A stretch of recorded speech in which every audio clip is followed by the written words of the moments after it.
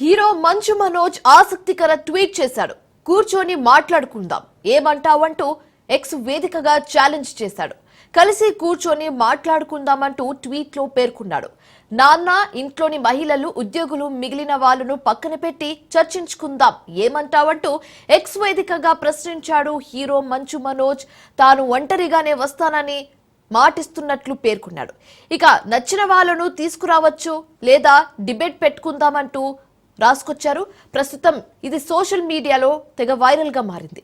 అయితే తాను ఎవరిని ఉద్దేశించి ఈ పోస్ట్ పెట్టారనేది మాత్రం మనోజ్ డైరెక్ట్ గా ఎక్కడ కూడా చెప్పలేదు.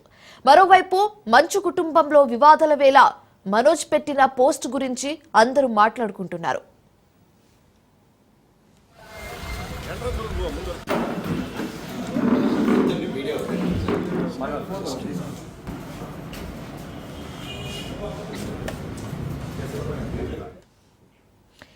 హీరో మంచు మనోజ్ ఆసక్తికర ట్వీట్ చేశాడు. కూర్చొని మాట్లాడుకుందాం ఏమంటావంటూ ఎక్స్ వేదికగా ఛాలెంజ్ చేశారు హీరో మంచు. కలిసి కూర్చొని మాట్లాడుకుందామంటూ ట్వీట్ లో పేర్కొన్నాడు. నాన్న, అలాగే ఇంట్లోని మహిళలు, ఉద్యోగులు, మిగిలిన వాళ్లను పక్కన పెట్టి చర్చించుకుందాం ఏమంటావంటూ ఎక్స్ వేదికగా ప్రశ్నించాడు. తాను ఒంటరిగానే వస్తానని మాటిస్తున్నట్లు పేర్కొన్నాడు. ఇక నచ్చిన వాళ్ళను తీసుకురావచ్చు లేదా డిబేట్ పెట్టుకుందామంటూ రాసుకొచ్చారు. ప్రస్తుతం ఇది సోషల్ మీడియాలో తెగ వైరల్ గా మారింది. అయితే తాను ఎవరిని ఉద్దేశించి ఈ పోస్ట్ పెట్టారనేది మాత్రం మనోజ్ డైరెక్ట్ గా చెప్పలేదు. మరోవైపు మంచు కుటుంబంలో వివాదాల వేళ మనోజ్ పెట్టిన ఈ పోస్ట్ గురించి అందరూ మాట్లాడుకుంటున్నారు.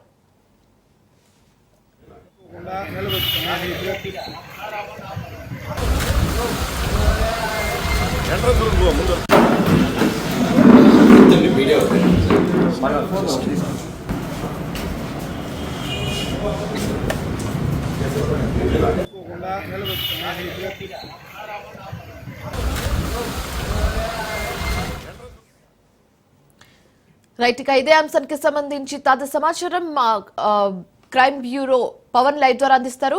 పవన్, చెప్పండి, కలిసి కూర్చొని మాట్లాడుకుందాం ఏమంటావు అని ట్వీట్ లో మంచు మనోజ్ పేర్కొనడం మనం చూస్తున్నాం. అయితే ఈ ట్వీట్ ఎవరిని ఉద్దేశించి పెట్టినట్లుగా అందరు చర్చించుకుంటున్నారు. దీనికి సంబంధించి మీ వద్ద ఉన్న పూర్తి డీటెయిల్స్ ఏంటి?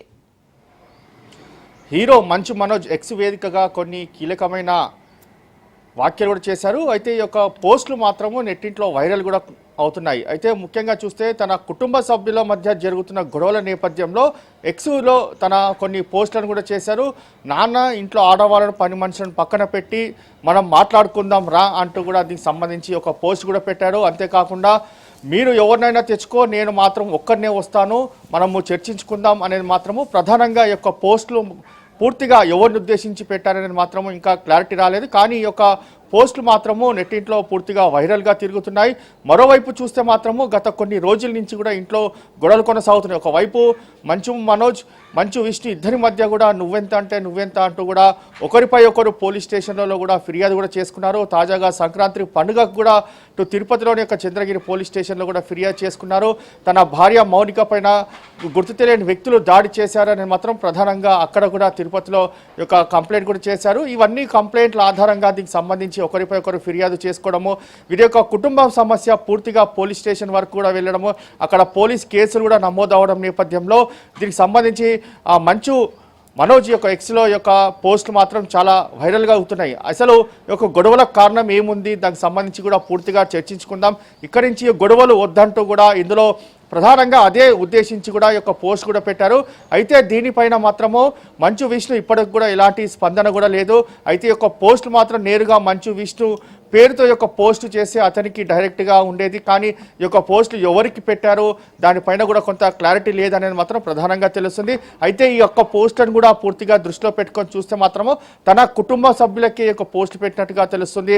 ఎందుకంటే ఒక మంచు విష్ణుతోని ఈ యొక్క గొడవలకు సంబంధించి మాట్లాడుకుంటే ఇంకోసారి ఈ యొక్క గొడవలు జరగకుండా పూర్తిగా ప్రశాంత వాతావరణంలో కొనసాగే విధంగా ఉండేందుకే ఈ యొక్క పోస్టులు పెట్టినట్టుగా దీనికి సంబంధించి మనకు కీలకమైన సమాచారం కూడా వస్తుంది.